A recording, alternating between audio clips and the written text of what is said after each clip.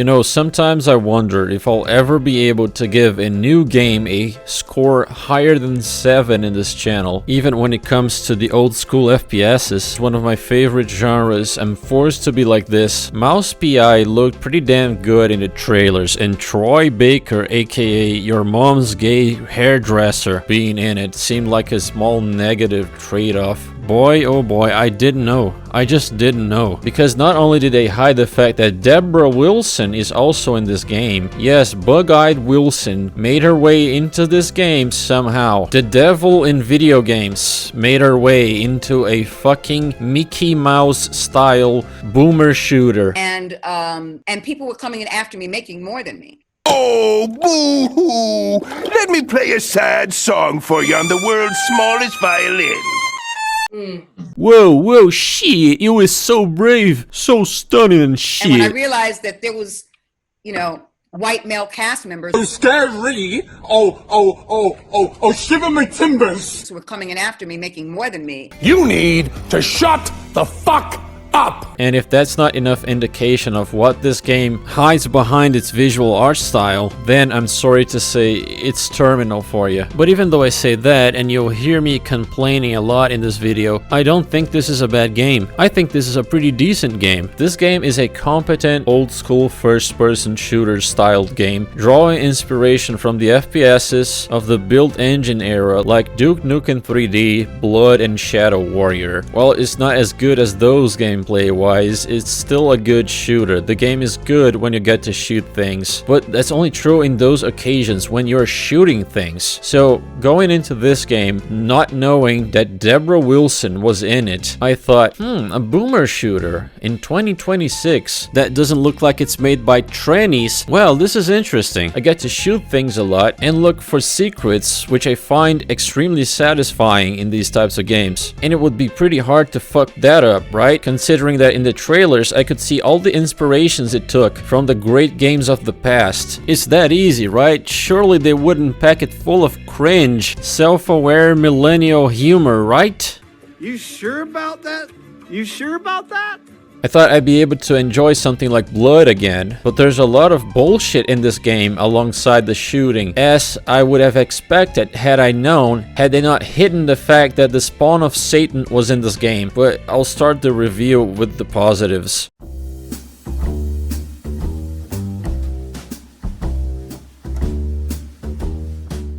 The good, starting with combat. Long story short, it's pretty competent. The weapon variety is pretty good, even though most of them are rip-offs from better games. You got your fists, a pistol, a basic shotgun, and a Tommy gun for the regular weapons. And then you have the wackier ones, like the goon launcher, the glue launcher, or whatever you want to call it, which launches some kind of acid on enemies. It works pretty much the same as the flare gun from Blood, in which you just shoot flares on enemies and they do damage over time to them. Pretty intuitive. There's a rocket launcher, pretty powerful weapon against bosses, and its ammo is pretty scarce. And there are other weapons, but I need to talk about their issues as I go. My first complaint is about the fists alt fire, where you wind up for a big punch. The problem is it's not intuitive, because to use it you have to wait for this circular bar to fill up, but the animation eases in at the end. It slows in, so even though the circle looks as good as complete, you had to wait a bit longer for it to be absolutely closed, which made me fail the attack a few times and take a lot of damage for it. And it's not even worth using. It's not much more powerful than the regular left click punches, yet overall it's a lot slower. The pistol is pretty weak and it gets obsolete rather fast, although it's still useful if you have to shoot a target to solve a puzzle or something like that, so you don't waste Tommy gun ammo. The shotgun is okay, but without upgrades it's pretty weak. You can upgrade your weapons twice in this game, and the first upgrade gives you an alt fire on mouse 2. I mostly just used the primary fires though. I felt like it was just better than most weapons. I didn't find it necessary to use each weapon's alt fire too much, especially because they consume a lot more ammo that way. Although the combat is pretty good, the guns, they feel pretty damn weak. I'm talking weaker than Half-Life 2 levels of weakness. I think it's because there's not enough feedback on the hits. Either that or the sound effects are too weak.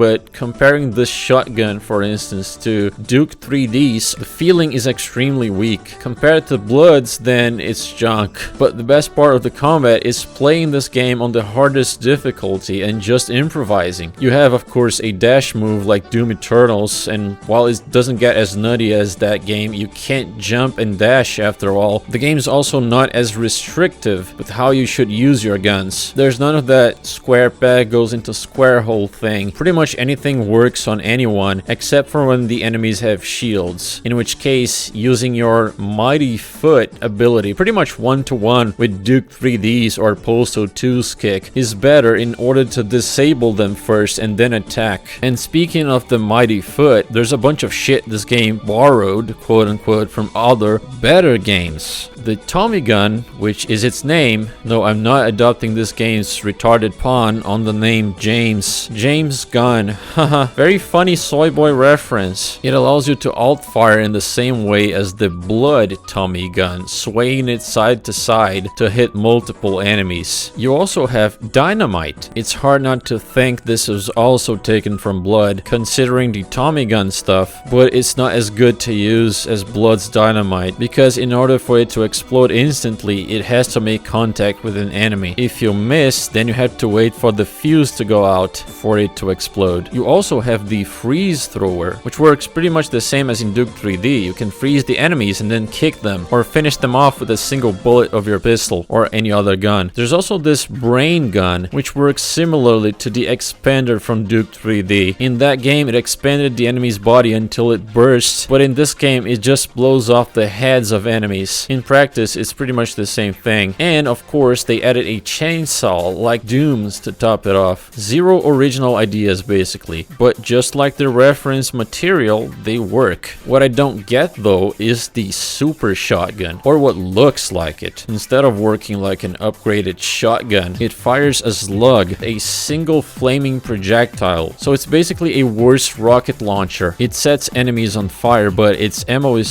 scarce as shit for being just a slightly more powerful acid gun. This bait and switch was pretty disappointing, but still, it's not the worst thing in the world. There are two hidden weapons that I was not able to get, considering that one of them is hidden behind an extremely annoying minigame, so that didn't make me feel like looking for either of them. What I think the worst aspect of the weapons in this game is that the late game weapons, they're pretty damn weak. Even the freeze thrower and the brain expander gun, which look very threatening, I guess, they're pretty weak in practice. I barely found myself using them, just relying on them once the ammo for my favorite guns ended up running out. The acid gun is one of the best weapons in the game, even though it's only the third you find, because it deals so much damage, more damage than a lot of the more advanced guns, and it has a shit ton of ammo compared to the later guns, so I ended up relying a lot more on it than any of the guns which were supposed to be a lot stronger. Another problem I have with this game is that you can't rebind your weapon keys. It goes from 1 to 6, and then some of the later weapons you have to tap twice to get, which is pretty stupid. Why couldn't they include the option to rebind some of these keys, dude? They included that for other features, so why not the guns? Instead, you end up relying more on the weapon wheel than anything, which is pretty fucking stupid, to be honest. I don't like having to stretch my index finger 5 miles throughout the number keys to find the weapon I want, when I could just rebind those, as I always do in these games. Pretty weird to skip such a fundamental feature. What about your movement? Does this game have any fancy movement mechanics? Not really, aside from your dash, which you can't spam because you have a stamina bar. The only thing I could do was sort of bunny hop around by holding the crouch key to slide and jumping. Somehow this increases your move speed when you're on the ground, but overall it's pretty useless to do this. You don't gain any meaningful speed, because in the air the game slows you down, and doing this got me stuck in geometry a bunch of times. Impossible to set myself free. I had to reload the last checkpoint. As for rocket jumping and dynamite jumping, neither work. It's just not a thing in this game, sadly. You have instead dedicated movement mechanics, such as the tail copter, which allows you to hover in the air. The double jump, which sounds pretty good, right? But this game has so many many invisible fucking walls everywhere. You can't be creative with your movement as you jump around in the map. This game abuses the invisible wall bullshit, sadly. They're everywhere. Why couldn't they just cover this shit up with something? Or design their levels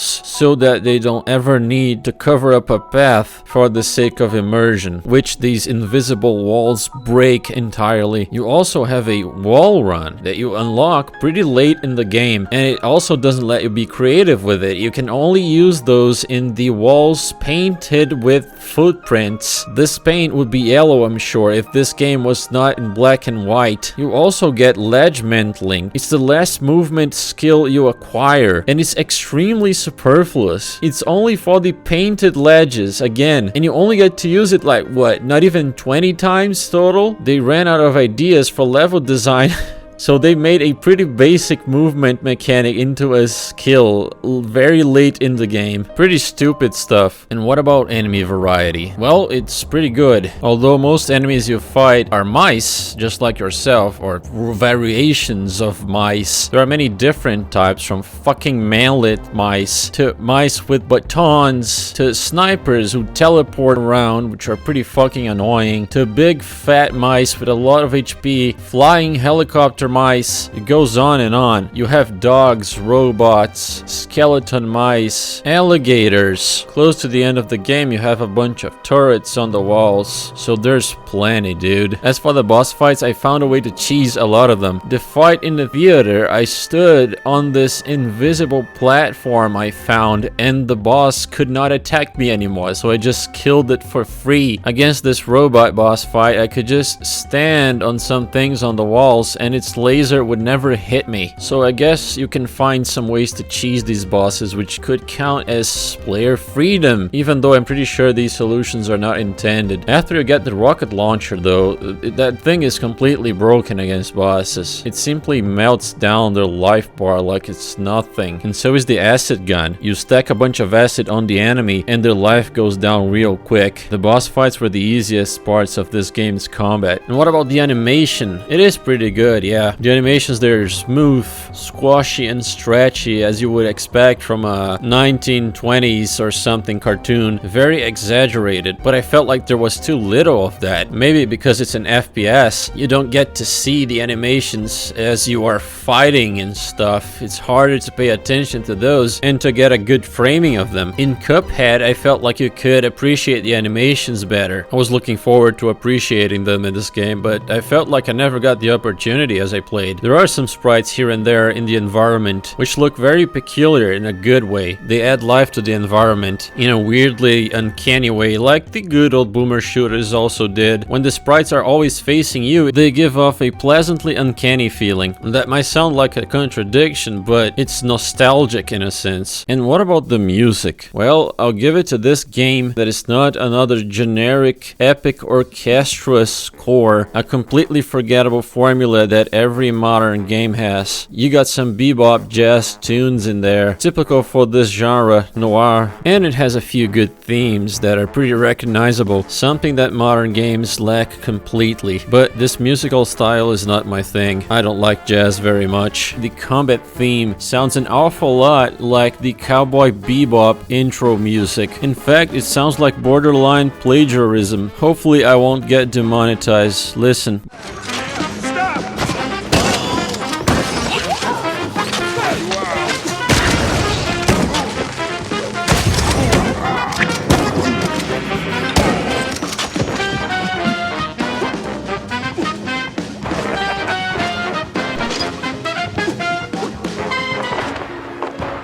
Which, to be fair, id Software also borderline plagiarized a lot of songs back in the day when they made Doom, so I'm not gonna apply a double standard here. But yeah, other than this, dude, the people who like pulp and noir are probably gonna like it. For me, it didn't do anything. That's it. I just described the best parts of this game for you.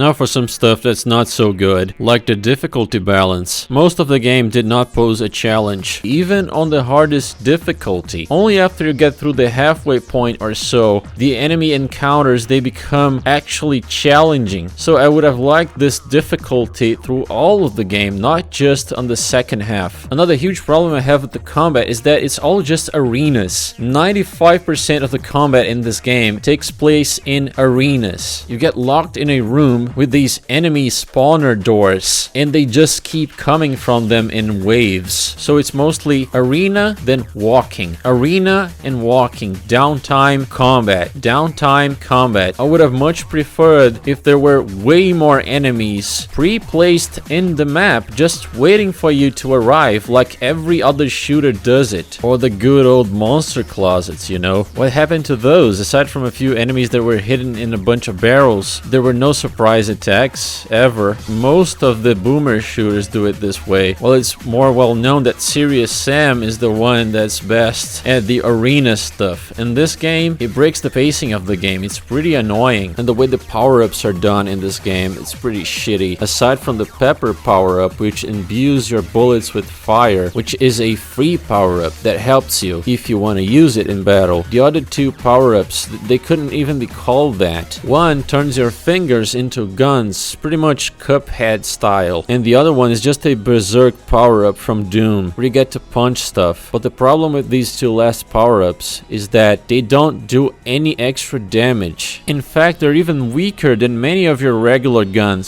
Secondly, you need to pick them up for progression. And so in several points of this game, I was stuck with either one of these two shitty power-ups, quote unquote, just because they have to shove down your throat all their silly references, of which we'll talk more about later when I start talking about the really bad stuff this game does. One minor nitpick that I have is the barrels. If you choose to hold them to throw them at the enemy, well, if you do so, if you fail to hit the enemy directly with it, it becomes kind of a time bomb. You can't shoot to explode them anymore. Plus, sometimes the character refuses to throw them. He just drops it at his feet.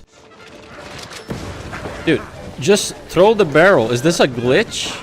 What about the rest of the gameplay? Well, in terms of puzzles, this game's pretty easy. It really lacks in puzzle variety. Most of them, you just have to find the switch, activate it, follow the electricity on the cable, and it unlocks something. Since you have a compass at the top of the screen telling you where to go, it's hard to have trouble finding these switches. Then you have a bunch of safes, including some secret ones. And I have to say that secrets are a staple of old school FPSs. And the secrets in this game, they are so easy to find. Most of them I found by accident. I wasn't even looking for them. They are not well hidden at all. There's stuff that's not considered a secret that's more well hidden than the secrets themselves. But anyway, the safes you have to crack, they all require you to tail pick, which is basically lock picking with your character's tail. And most of them, they are also extremely brain dead. Some of them are impossible to fail. They're just there to waste your time, basically. There was only one of these where I actually had to stop for a second to think, but it's all the same pattern, so once I learned that one, I never had trouble with these again. And these puzzles, they don't get harder as the game progresses. As one would expect, you still get the brain dead, impossible to fail lock-picking mini games even very late into the game. And one of the things I noticed with these types of games is that usually you can destroy a lot of stuff in the environment. In Duke 3D, you can destroy pretty much everything. Toilets, things on the walls. A lot of objects are destructible. In this game though, not so much. The environments, they're not the most static I've ever seen, but they leave much to be desired in that regard compared to the games that inspired it. The environments in these games, they're pretty interactive. In Mouse PI, maybe because of the engine it was made on, which was Unity, or perhaps due to the environments all being 3D, or maybe from simple laziness from the devs. They are pretty static.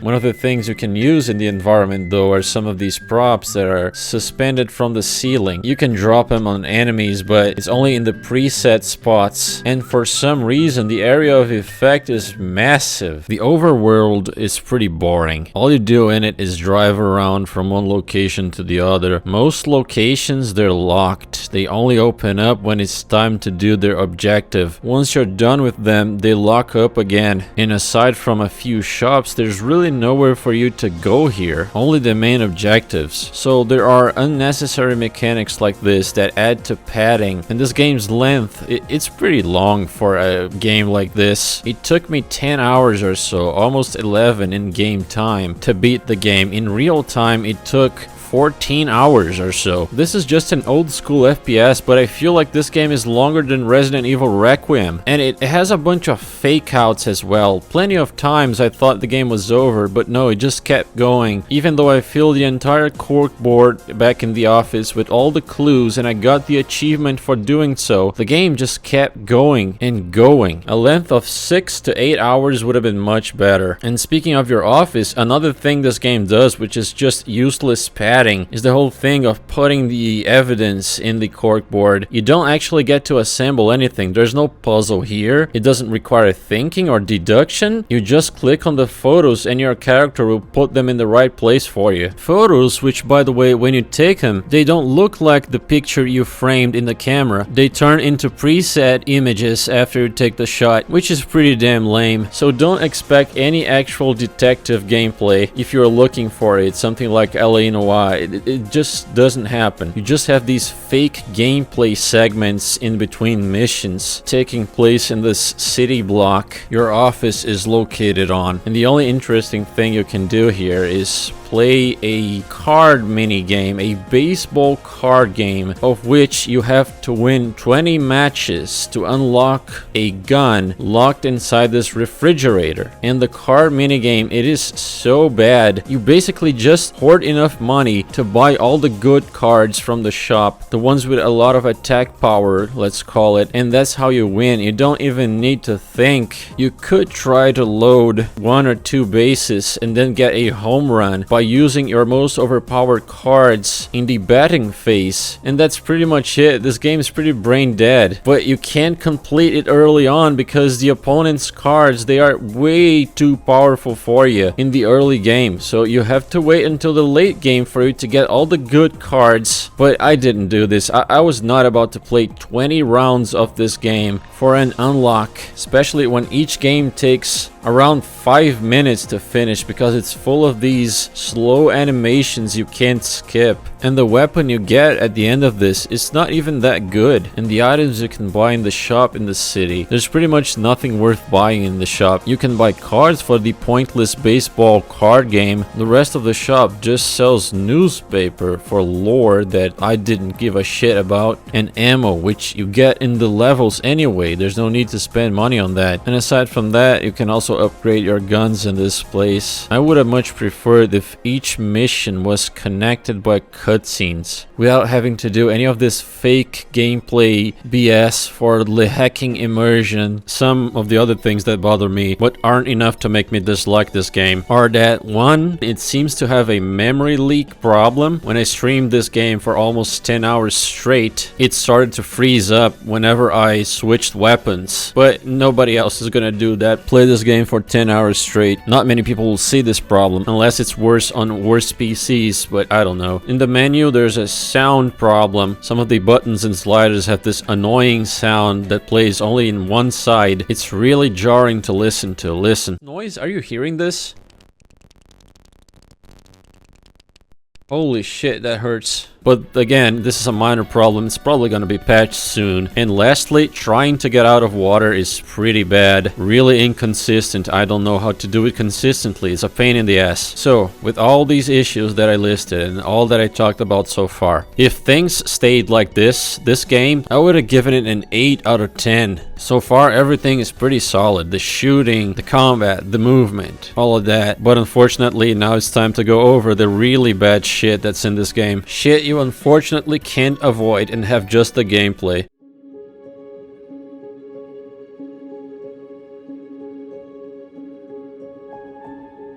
First off, this game's story, it shouldn't even exist. Let us remember what John Carmack, the father of boomer shooters, said back in the day. Quote, "Story in a game is like a story in a corn movie. It's expected to be there, but it's not important." End quote. The story in this game should have been very optional and insignificant. Shit that you could skip if you so desired with one click. Unfortunately, this game has a lot of story and a lot of downtime to tell it. Even if you do it like me and skip 90% of the dialogue, there's still plenty of stuff that can't be skipped. And what about the contents of said story? How good is it? Well, if it was good, I wouldn't have skipped 90% of it, would I? This is a Mickey Mouse cartoon game in a noir setting. You couldn't make a more dissonant combination than this. It isn't goofy enough for a Mickey Mouse cartoon, but it also isn't serious enough for a noir setting. The result? It's entirely uninteresting. It's not funny like a cartoon, and it isn't engaging like a noir thriller. But it's been done before, right? Who Framed Roger Rabbit is both a cartoon and a noir film. Well, the problem is the cartoonish part of this game. The humor boils down to millennial Reddit humor. Basically, the summary goes like this. You are a private investigator who's investigating the death of a woman who worked as a stage assistant for a magician. You spend most of the game going after clues and leads that could lead you to what happened. But this is all interconnected with another thread, a heavily political one. The Big Mouse Party is going after the shrews. Yeah, that's right, the shrews. The Nazis are rounding up the shrews. So if you want to make a Wolfenstein game with a Mickey Mouse skin, well, that's fine by me. Whatever, you can make your fictional historical setting. Problem is, this game, just like Wolfenstein the New Colossus, it's not just about history, it's about current day politics, current day memes, current day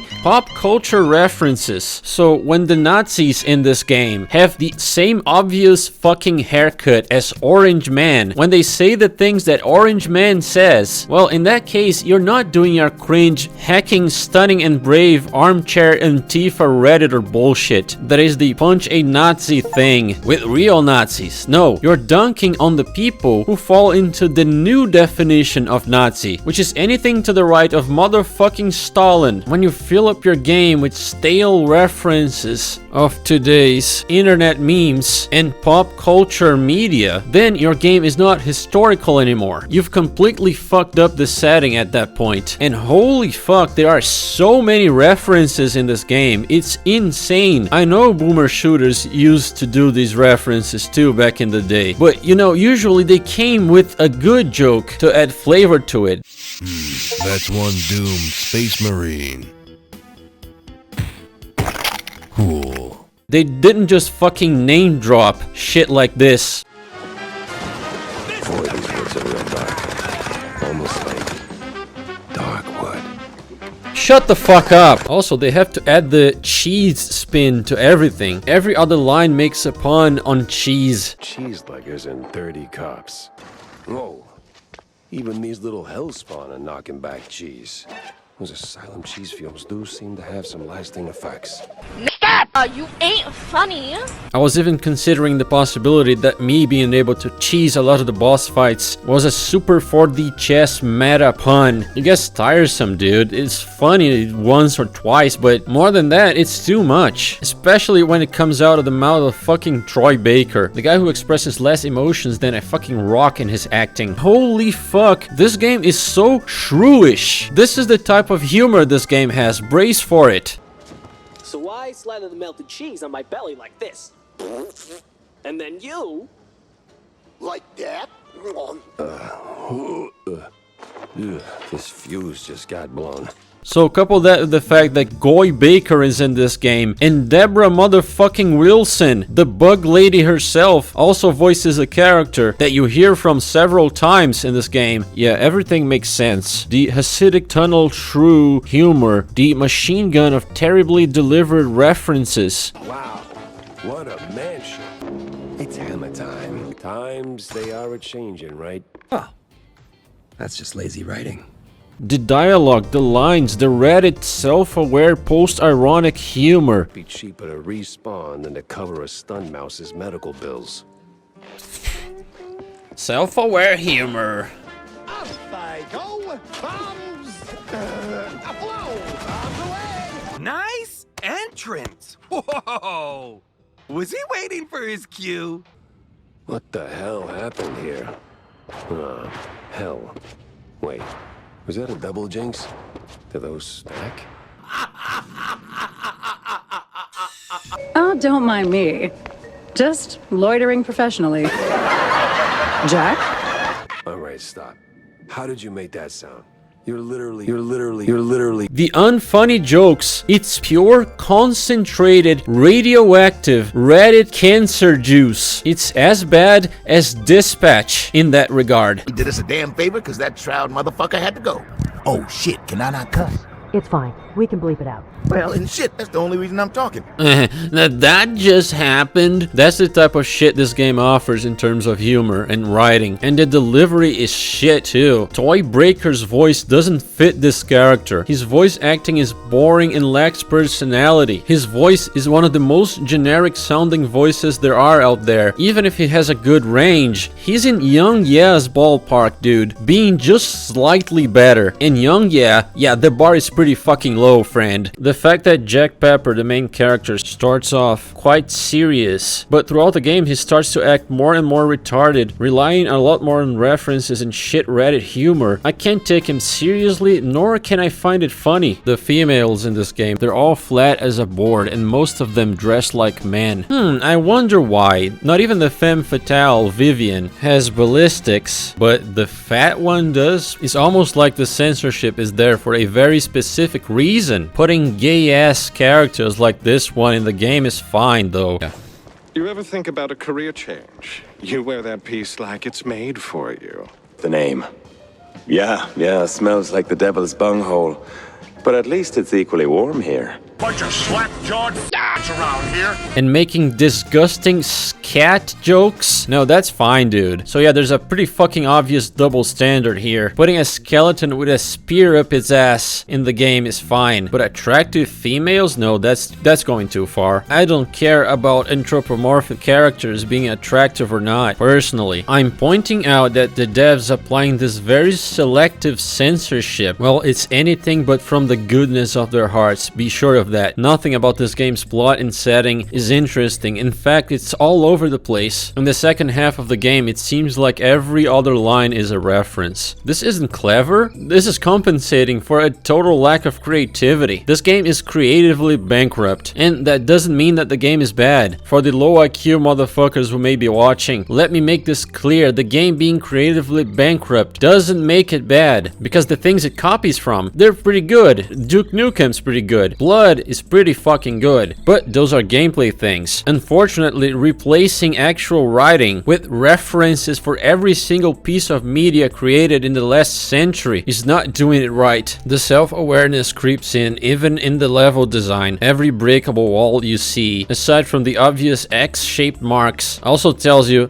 this is totally a normal wall, dude. You know what they don't reference in this game? Working reflections, something that the original boomer shooters always had, and they would always crack a joke when you interacted with the mirror.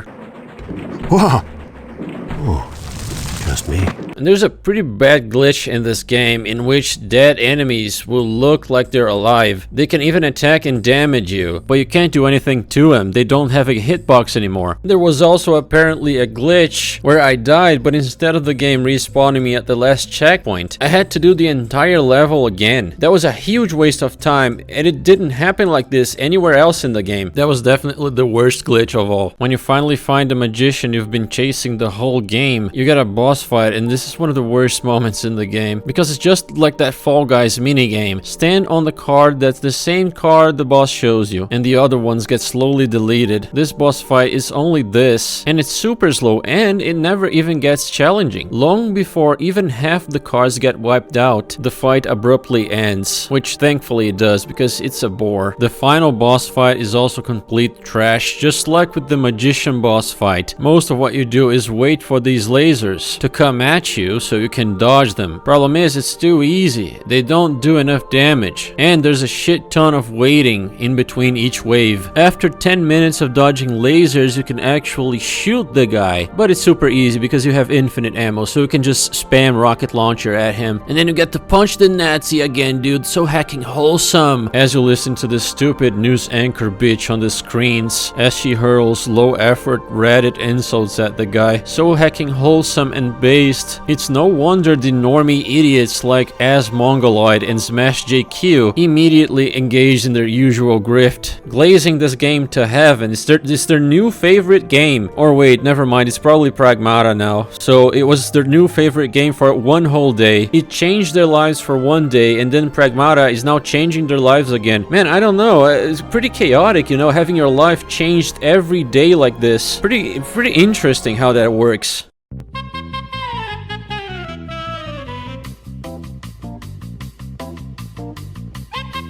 And so in conclusion, this game is very competent mechanically. The gameplay is fun when you are shooting things instead of listening to the stupid story and uninteresting and unfunny dialogues. The animation is solid, even though it's not quite up there with Cuphead overall, all things considered. And it would have been my game of the year probably, if it weren't for all the out-of-touch references and all the downtime caused by this stupid story. Both setting and story just being pretty uninteresting, and the charm of an old Warner Bros. Or Disney-like cartoon being ruined by the Redditor Rick and Morty cringe excuse for comedy this game has. The punch and Nazi cringe.